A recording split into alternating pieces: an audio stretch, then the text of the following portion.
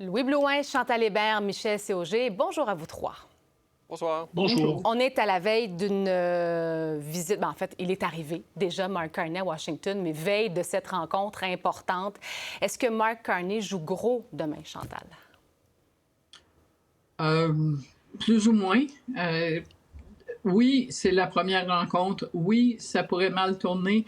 Non, il joue pas gros. Pourquoi il joue pas gros? Parce qu'il vient d'être élu. C'était l'idée de l'exercice et de faire ça après les élections, c'est que ce soit un premier ministre qui a un mandat, qui a le temps de voir venir. Alors, oui, il jouerait très, très, très gros s'il était en campagne électorale ou à la veille de la campagne. C'est un petit peu moins conséquent. Et d'autre part, et avec raison, ce que plusieurs ont déjà fait remarquer, il n'y a aucun parti qui a fait campagne pendant la campagne électorale pour dire qu'on devrait être plus gentil ou céder ou que ça allait être facile avec Donald Trump.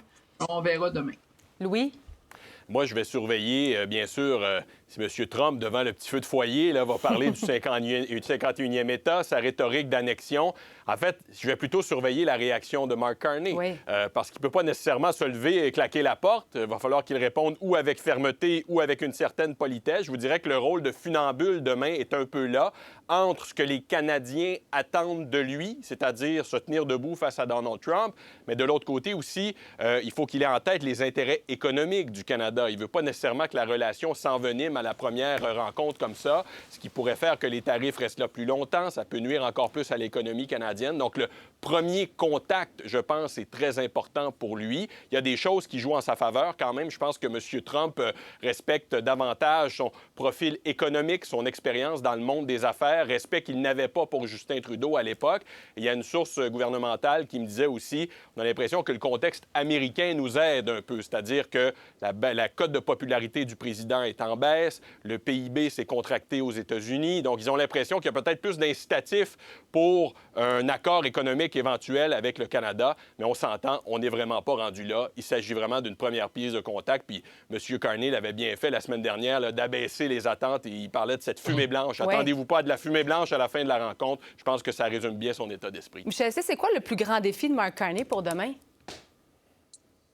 Je ne sais pas exactement quel est le plus grand défi. Il n'y a pas plus grand défi que d'être devant Donald Trump, le gars qui improvise de façon constante. Alors, le problème de M. Carney est là. Vous savez, voici quelque chose qui vient s'ajouter ce matin à la discussion, le cinéma. Ah, M. Trump a décidé qu'on faisait des tarifs sur le cinéma. J'entendais des producteurs aujourd'hui qui disaient écoutez, maintenant, un film, c'est fait, les acteurs sont à Los Angeles, la post-production se fait à Montréal, les effets spéciaux sont faits à Londres. Tu fais des tarifs comment sur une affaire de même? Mais qu'est-ce que M. Trump va sortir de son chapeau? Nul ne le sait. Et M. Carney ne peut pas être préparé pour tout ça. Ce qu'il doit faire, c'est exposer la situation du Canada et commencer les négociations. Et comme il a fait baisser les attentes, lui, il avait bien raison. On ne s'attend pas à ce que demain, il y ait une grande poignée de main et ils disent bon, ben vous reviendrez mercredi, on va signer quelque chose. Là. Donc, pas de poignée de main, pas d'entente non plus demain, Chantal. Ben non, il n'y aura pas d'entente demain. Et même s'il y en avait une, combien de temps est-ce qu'elle durerait jusqu'à ce que puis on découvre que c'est d'autres choses.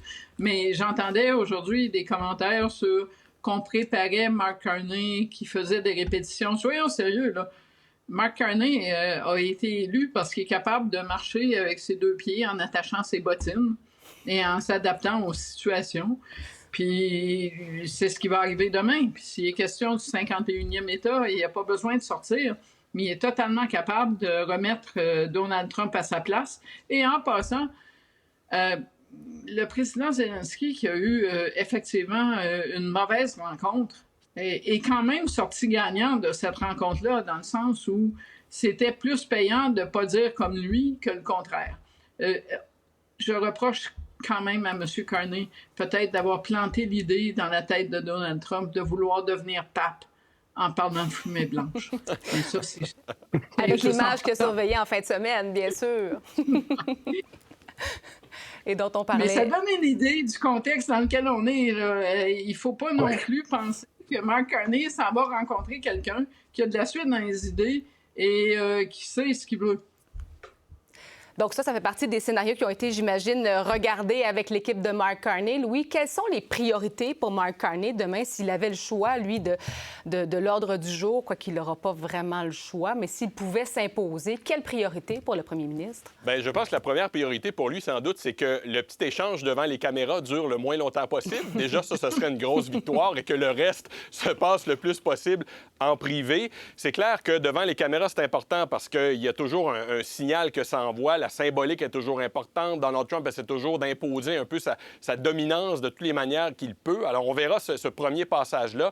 Mais ensuite, moi, je pense qu'il va vouloir essayer d'établir les bases d'une négociation, essayer de mettre sur la table quelques éléments où les États-Unis peuvent être gagnants d'un accord renouvelé avec le Canada. M. Carney, lui, son objectif, il l'a dit, c'est de renégocier au plus vite le prochain accord commercial avec les États-Unis. Alors, il veut jeter les bases de ça aujourd'hui, mais je ne pense pas qu'on va avoir de date ou d'échéancier, effectivement, à compter de demain. Michel C. M. Carney ne peut pas décider de l'agenda. Il est sur le terrain du président Trump, dans le bureau du président Trump. C'est M. Trump qui va décider de quoi on parle. Il faut qu'il soit prêt sur le plus grand nombre de sujets possibles. Mais à la fin, s'il peut au moins avoir une espèce d'échéancier, de dire, bon, on va, parce que c'est bien sûr qu'on va faire discuter ça par des hauts fonctionnaires et tout ça, voici comment on va procéder et on se reverra dans un mois ou dans 6 semaines ou dans 2 mois. S'il peut au moins faire ça, il y aura avancé quelque chose, puis bien sûr qu'on ne remette pas devant lui en question la souveraineté du Canada, parce que ça, ce serait franchement gênant. Ça ne veut pas dire qu'il va se lever et qu'il va partir à courir, mais c'est quand même pas très agréable de voir le président faire ça au premier ministre du Canada à sa première rencontre. Oui, en même temps, comme on l'a entendu en fin de semaine, il se pourrait fort bien que ce soit à l'ordre du jour parce que c'est un de ses sujets de prédilection, Chantal. Oui, mais il y a une solution mitoyenne à ne pas sortir de la pièce et ça s'appelle corriger le président. Et quelque part, il faut pas voir cette rencontre-là comme les rencontres précédentes entre des premiers ministres du Canada et des présidents. L'idée de négocier, c'est de négocier avec des gens qui ne sont pas Donald Trump. C'est pas d'arriver à un grand résultat.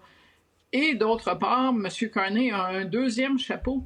Le premier ministre du Canada et l'autre du G7, dans moins d'un mois, ou à peu près dans un mois. Donc, où il a invité le président Zelensky, entre autres. Alors, il y a comme un mélange de choses. Je ne crois pas que les électeurs qui ont voté pour Mark Carney s'attendent à ce qu'ils sortent de là avec le secret du caramel dans la caramel. C'est impossible dans les circonstances actuelles. Donc, on s'attend à ce qu'ils ne laissent pas des commentaires sur le 51e État passer sans correction. On va aller écouter Pierre. Oui, allez-y, Michel. S'il obtenait simplement la garantie que M. Trump va aller à Kananaskis, ce serait déjà quelque chose parce que c'est même pas encore certain, cette histoire-là. Alors, pour M. Carney, qui est l'autre du sommet, c'est quand même important de l'avoir là. Oui, parce qu'il l'a invité, mais on n'a pas eu de réponse. C'est ça, Louis, hein? Non, effectivement. Puis on a tous en tête le souvenir du sommet de la Malbaie en 2018 où il avait décidé de déchirer son communiqué en plein vol parce qu'il n'avait pas aimé quelques mots qu'avait enchaîné Justin Trudeau dans sa conférence de presse. Donc, pour l'incertitude et l'imprévisibilité, oui, demain, mais au G7, je vous dirais peut-être encore plus parce que là, ça peut être encore plus difficile politiquement pour M. Carney si tout ça vole en éclats. En même temps, je pense que le nouveau premier ministre a quand même une certaine sympathie de la part des Canadiens de se retrouver face à un personnage comme celui-là que l'on connaît très, très bien. Mais reste que s'il y a des choses qui volent en éclats, il faut ramasser les morceaux quand même. Oui, surtout avec, bien sûr, l'issue de cette campagne électorale fédérale et, en fait, le sujet central de cette campagne-là. On va aller écouter, j'allais vous le dire, Pierre Poilievre, parce qu'on ne l'avait pas entendu depuis l'élection, depuis sa défaite dans sa circonscription de Carleton. Il vient de diffuser sur X une vidéo. On va aller écouter un extrait, puis on revient ensuite. Évidemment, il faut en faire plus. Il faut que j'apprenne, que j'écoute et que j'élargisse l'équipe qui va présenter une alternative au gouvernement. J'ai un chemin pour retourner au Parlement et rendre des comptes au gouvernement, proposer d'autres politiques pour améliorer la vie des gens. Et la mission reste la même. Chantal, qu'est-ce que ça vous dit? Ça me dit, évidemment, que Pierre Poilievre n'a pas l'intention d'expliquer au caucus qu'il démissionne de son poste quand il va rencontrer demain. ça me dit aussi qu'il, très rapidement, est en mode préélectoral alors que les Canadiens ne sont pas là. Et son parti n'est pas là non plus, parce que ça demeure la mission. On verra. Et ça me dit aussi que M. Poilievre n'a pas abandonné son idée de communiquer avec les gens avec des vidéos. Celle-ci est tournée, en passant, dans la circonscription où il va se présenter en Alberta, où c'est presque impossible qu'il perde parce que 82% des gens ont voté conservateur aux dernières élections. C'est le début d'un long chemin qui va peut-être ou pas mener Pierre Poilievre à garder son poste, mais j'en tire pas de conclusion autre que ça. Peut-être ou pas? Ah non, moi, je fais pas partie de l'école qui pense nécessairement que Pierre Poilievre va mener les conservateurs dans une autre campagne électorale.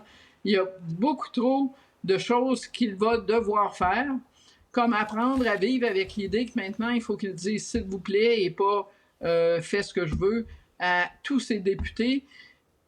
Les intentions de vote. Non, la vie d'un chef de l'opposition. Demandez à Michel, il était là quand on a couvert John Turner après une élection perdue. Il n'y a pas de bonheur là-dedans. Michel? Et ça ne se gagne pas demain. Michel? Non, le problème d'un chef de l'opposition, c'est qu'il ne meurt pas assassiné, il meurt à coups de canif. C'est très long, c'est très douloureux. Et c'est ça qui va être le problème de M. Poilievre. C'est bien beau qu'ils disent, là, je vais apprendre à écouter. Dans la vidéo, il dit ça. Oui, c'est très bien, mais comment ça se fait que tu ne savais pas déjà qu'il fallait que tu écoutes ton monde? Alors, tout va beaucoup dépendre de l'attitude de M. Poilievre, mais aussi du degré où son caucus va être satisfait des explications. Il y a eu plusieurs erreurs dans cette campagne électorale-là. Je vais juste nommer celle de ne pas avoir la presse dans une caravane comme d'habitude, mais il y en a eu plusieurs autres. Et son monde, ses députés disaient « Non, celle-là, on ne la comprend pas ». Alors, il va falloir qu'ils apprennent à écouter, puis il va falloir qu'ils apprennent à s'excuser, ce qu'il ne fait pas souvent non plus. Louis? Cette vidéo m'indique qu'il sait ce qu'il doit dire à son caucus demain, c'est-à-dire qu'il doit faire preuve d'humilité, prendre une certaine responsabilité sur ses épaules. Il parle d'élargir son équipe. Hein. On sait qu'il y a beaucoup de gens à l'interne qui ont décrit ça comme un one-man show, cette campagne-là, où on ne voyait pas les candidats, notamment autour de lui, on ne voyait pas d'équipe économique. Mais entre dire ce qu'il faut et faire ce qu'il faut, on verra à l'usage. Moi, ce que j'entends dans le caucus conservateur en ce moment, ce qu'on me dit, c'est que s'il n'agit pas, il ne pose pas les gestes qu'il faut, c'est là que les problèmes pourraient commencer pour lui et que, graduellement, il pourrait glisser, M. Poilievre. Il y a une chose en particulier, moi, que je surveille, c'est le sort qui sera réservé à Jenny Byrne, sa directrice de campagne, qui avait été écartée, rappelez-vous, par Harper à l'époque, là, qui est accusée de plusieurs choses pour la gestion de cette campagne-là. On a parlé des médias, entre autres, manque de place des candidats, cette espèce de poigne de fer aussi. Il y a un conservateur qui l'a surnommé aujourd'hui au téléphone avec moi, la veuve noire. OK? Alors, ça vous donne un peu une idée de l'image qu'elle a à l'interne, c'est-à-dire celle qui fait tomber ses chefs d'une certaine manière. Alors, je ne suis pas sûr que c'est un très bon présage pour elle, mais va-t-il s'accrocher à Jenny Byrne? Ça, je pense que c'est peut-être un des premiers tests pour le chef conservateur demain. Qu'arrive-t-il avec cette conseillère controversée, même à l'interne? Oui, Michel? En même temps, elle en a perdu 4 de suite. Au baseball, c'est 3 prises et vous êtes retiré. Là. Je veux dire, je ne sais pas comment il peut la garder, franchement. Là, Surtout qu'on a entendu aussi ce qui venait de Doug Ford en Ontario, puis du caucus conservateur en Ontario, Chantal. Oui, mais aussi, ce qu'on n'a pas entendu, mais qui est arrivé, c'est qu'il y a quand même une demi-douzaine ou plus de gens qui travaillaient sous elle, qui ont démissionné, qui ont dit on reste pas pour la suite. Ces gens-là, je crois, pensaient qu'elle allait rester. Alors, si Pierre Poilievre a décidé de vivre ou mourir avec Jenny Byrne, selon moi, ça va mal finir. On va rester en Alberta parce que la première ministre d'Alberta, Danielle Smith, qui prononçait un discours devant les Albertains, les Canadiens, ça se passait il y a quelques minutes, et elle a annoncé qu'elle va tenir un référendum sur la séparation de sa province en 2026 si les citoyens donc acceptent cette proposition de référendum à chaud. Quoi penser de ça, Chantal? Je ne suis pas une experte de l'Alberta, mais je connais bien les référendums. Et l'idée de faire un référendum, et je le dis pour d'autres, quand la base d'appui est à 30 %, c'est peut-être pas l'idée du siècle. Louis? Moi, je pense que Mme Smith est en train d'établir son rapport de force pour peut-être son premier contact avec Mark Carney dans les semaines qui s'en viennent. Je regardais un petit peu sa liste de demandes tout à l'heure.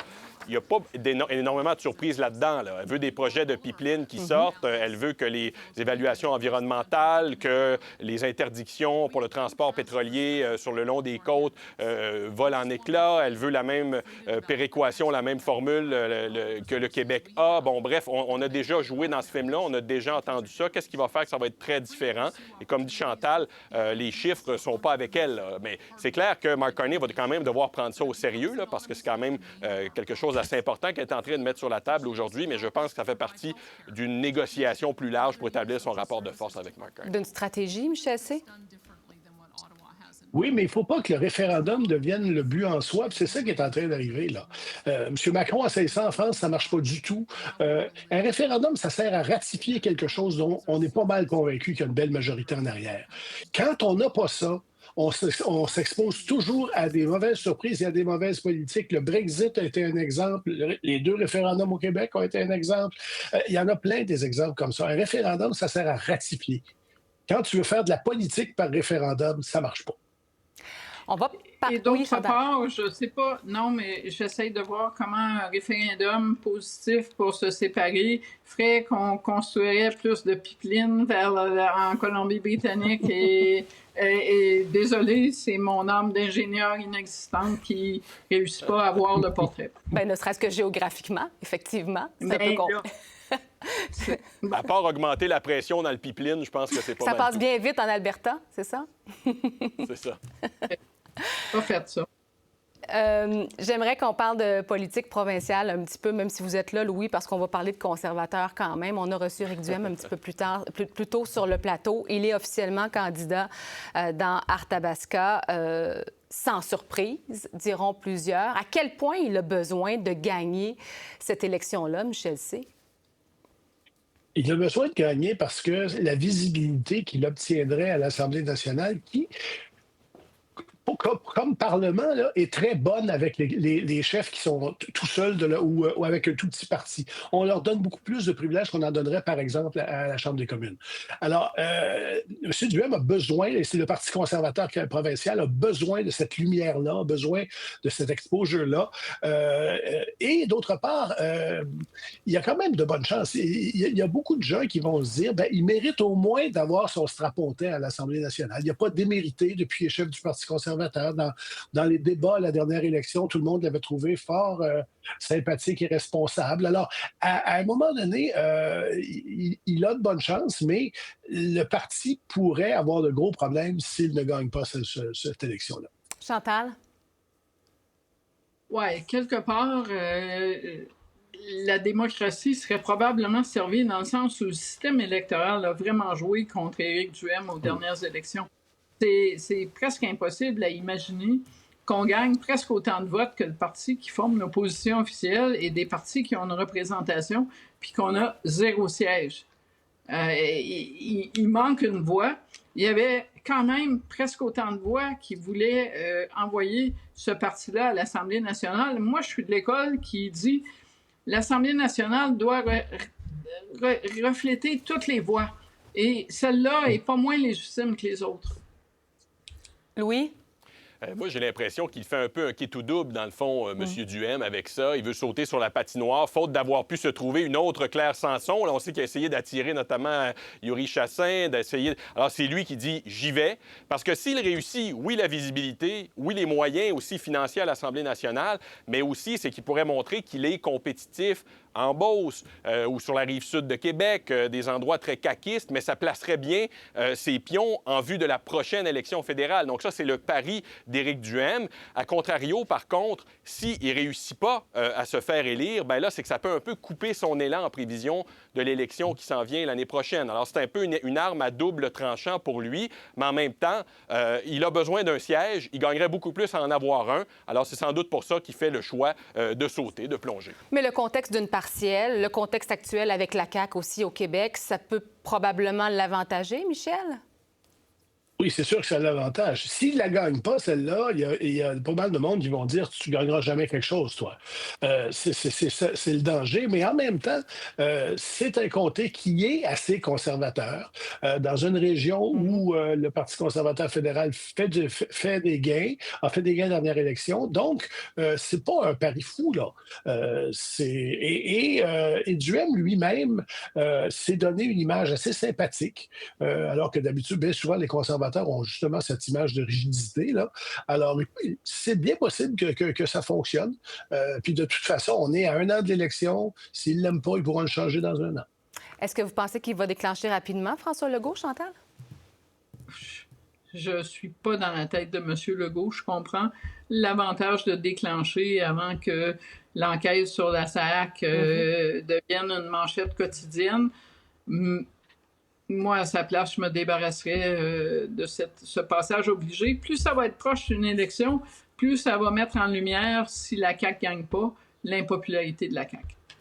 On va terminer ça avec le PLQ, tiens, une course dont on ne parlait pas beaucoup, mais qui, avec l'élection fédérale, finalement, va reprendre un petit peu de place. Bien sûr, il y a eu les débats en fin de semaine, mais il y a surtout eu ces 2 nouveaux appuis pour Pablo Rodriguez, Marois Risky et Greg Kelly. À quel point c'est important, ces appuis-là, Michel?